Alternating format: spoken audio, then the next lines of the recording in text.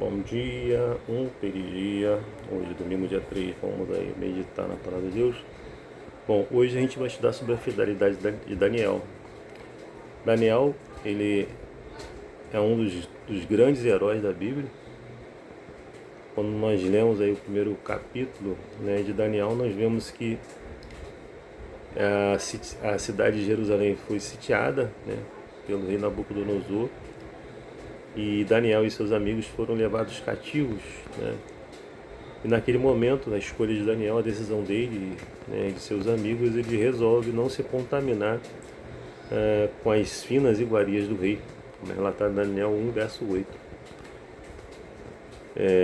E lemos sobre Daniel e seus 3 amigos. Ora, esses 4 jovens, Deus deu conhecimento para eles e a inteligência, toda a cultura e sabedoria. Os 4 jovens, né?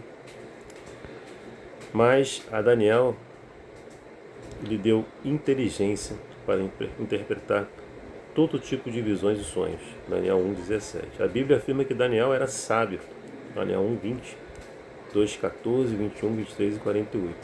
Porque o Espírito de Deus estava nele. Daniel 4, 9, 18, 5, 14 e 6, 3. Al início era muito amado pelo céu. Daniel 10, 11 e Daniel 9, 23. Esse é o retrato de alguém que mantinha uma forte e permanente ligação com Deus.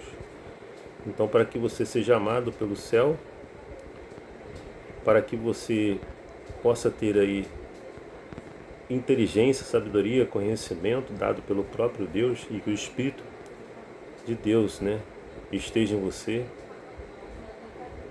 é necessário que você tenha uma ligação forte e permanente com o nosso Deus. E aí com certeza você vai ter tudo isso aí, desde que você mantenha uma forte e permanente ligação com o nosso Deus. Bom, lá em Daniel 2, quando o rei Nabucodonosor decretou aí a morte de todos os sábios, porque eles não conseguiram revelar o sonho que Nabucodonosor teve, Daniel buscou misericórdia de Deus para compreender o mistério do sonho, como é relatado em Daniel 2, verso 18. E quando o Senhor lhe revelou o sonho, o rei, ele imediatamente orou. Então Daniel orou, você pode ver em Daniel 2, verso 20 e 23, ele orou em louvor, em gratidão ao que Deus havia revelado o sonho e dado a ele. Ele agradeceu, gratidão pelo que Deus havia feito, não é isso? Revelou ali o mistério daquele sonho. Ele reconheceu a soberania de Deus e o poder de Deus ao revelar esse sonho a ele. O que ele aprende com isso, o que nós aprendemos com isso?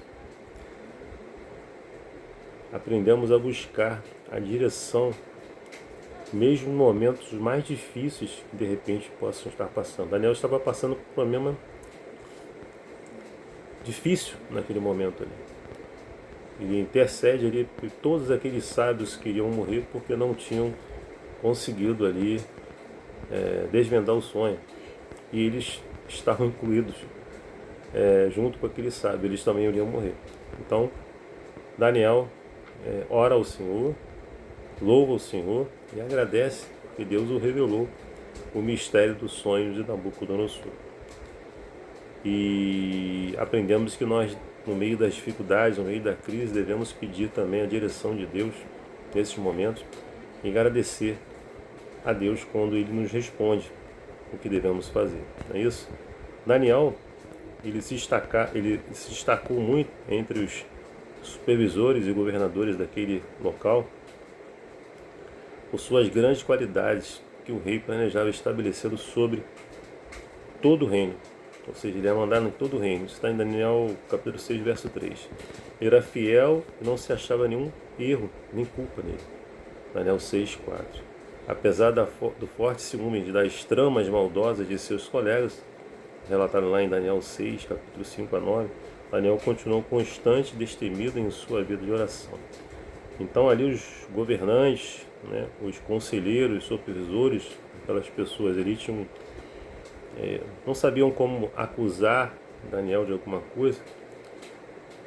Eles queriam de toda forma tirar o prestígio que Daniel tinha para com o rei.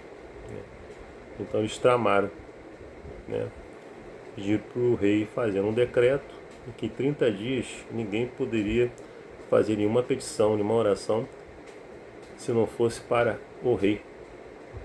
Ou seja, não deveria fazer nenhuma petição para o Deus mesmo, Deus. E se essa pessoa fizesse alguma oração para o Deus deles, como Daniel fazia 3 vezes no dia, essa pessoa ia ser jogada na cova dos leões. O que Daniel fez nessa situação difícil que tramaram com ele? Ele continuou fazendo a mesma coisa que ele sempre fazia. Então aí revela aí a constância e a coragem de Daniel. Ele manteve a sua disciplina de orar 3 vezes ao dia de joelho, com gratidão, mesmo sob a ameaça de morrer e ser jogado na cova do leão. Então, mesmo em meio das dificuldades que ele estava passando, Daniel orava 3 vezes ao dia. Não se importou com a ameaça, onde ele poderia perder a sua própria vida. Manteve a coerência, manteve a persistência e continuou orando 3 vezes com as janelas abertas para que todo mundo pudesse ver.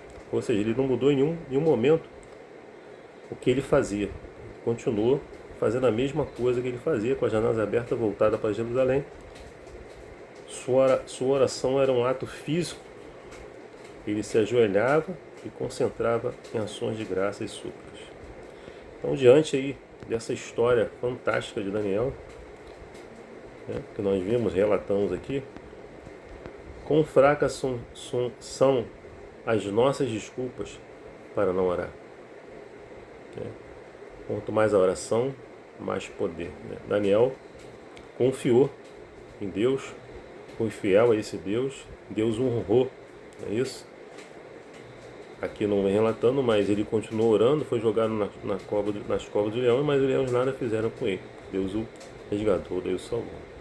O que isso mostra pra gente? Que nós, mesmo no meio da dificuldade, da adversidade, dos problemas que nós temos que continuar constante, com coragem, firme, mesmo que porventura possamos estar numa situação igual a ele, sendo ameaçado por alguma coisa, mas temos que confiar e orar, porque Deus vai vir ao nosso auxílio. Se você for uma pessoa persistente em oração, uma pessoa que realmente for fervorosa e tiver uma permanência forte, ligada ao nosso Deus, com certeza Deus vai ouvir a sua oração e vai te socorrer nesse momento de adversidade e de problema que você possa estar passando. Que Deus te abençoe, que você tenha um domingo abençoado para você e para a sua família.